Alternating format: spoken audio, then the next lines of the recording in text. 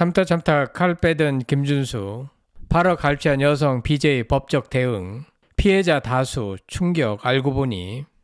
그룹 동방신기 출신 가수 겸 뮤지컬 배우 김준수가 아프리카 TV 여성 BJ에게 협박을 당해 101차례에 걸쳐 8억 4천만 원 상당을 갈취당한 것으로 알려져 큰 충격을 안기고 있습니다.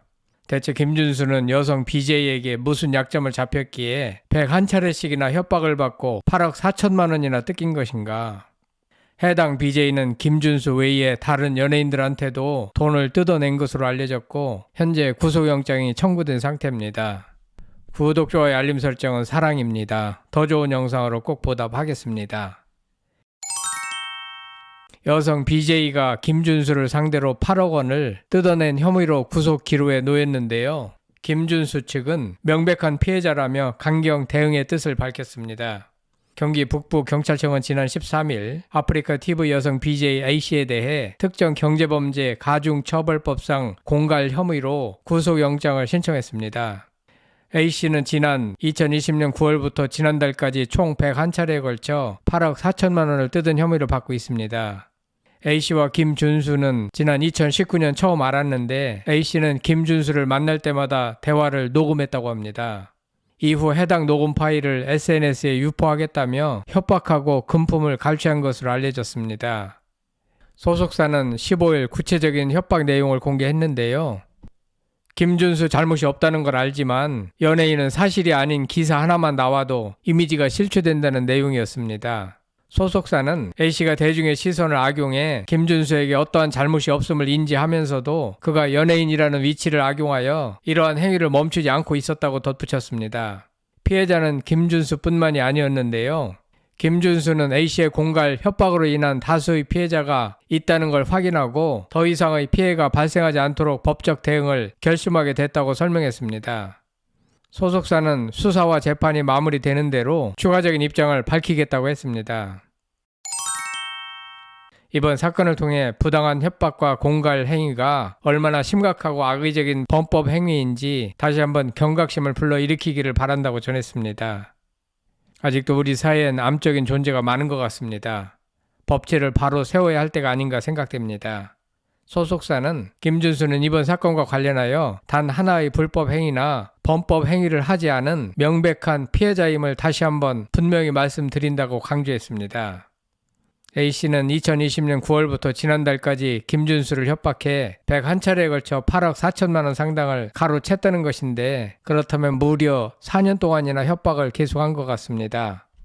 A씨는 해당 녹취록을 SNS에 유포할 것처럼 협박했고 이를 막는 대가로 김준수에게 금품을 받았다고 합니다. 사실 말도 안 되는 얘기입니다. 이런 협박이 통해 왔으니까 계속된 것이 아닌가 생각됩니다. A씨는 마약류 투약 대금을 마련하기 위해 범행을 저질러 왔다고 합니다. 이 밖에도 A씨는 서울중앙지법에서 마약류 관련 사건으로 재판을 받고 있으며 서울 동부지검 역시 A씨와 관련한 사건을 수사 중인 것으로 전해졌습니다. 김준수 측에서 참다 견디지 못하고 A씨의 협박을 경찰에 신고한 것으로 보이는데 신고를 하지 않고는 이런 협박은 멈출 리 없습니다.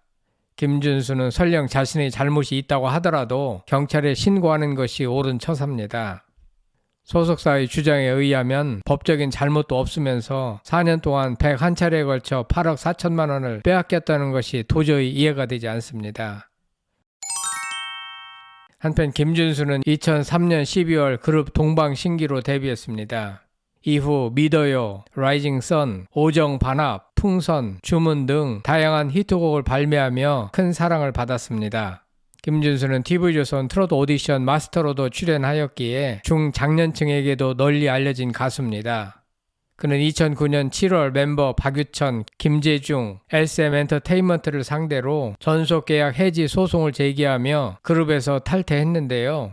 이에 동방신기는 윤호와 최강창민 2인조로 재편됐고 김준수는 2010년 6월 박유천, 김재중과 함께 그룹 JYJ를 결성해 활동을 재개했습니다.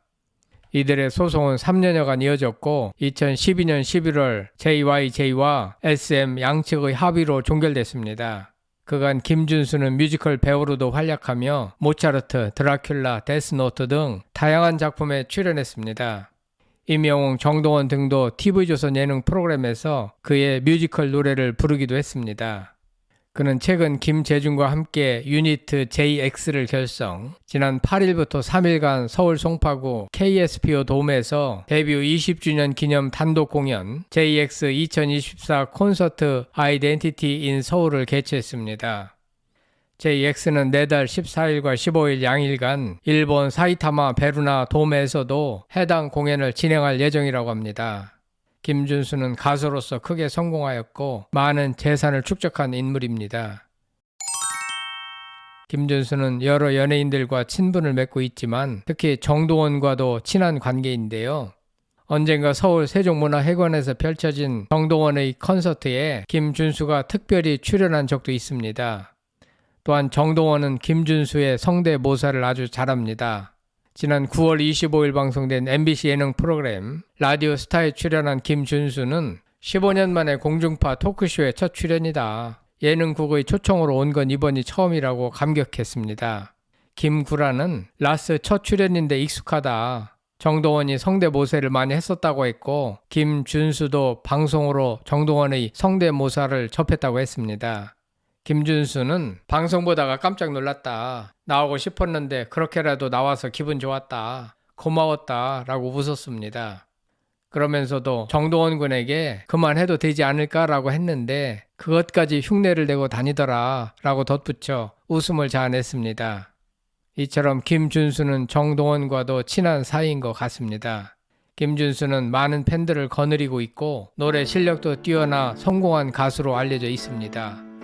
그런 유명 가수가 여성 BJ에게 잘못 걸려들어 오랜 동안 협박을 받고 큰 돈을 빼앗긴 것은 매우 큰 충격입니다. 이번 기회에 철저히 조사하여 해당 여성 BJ에게 책임을 물어야 할 것 같습니다. 이에 대한 여러분들의 생각은 어떠신지 궁금합니다. 성창힐 TV였습니다.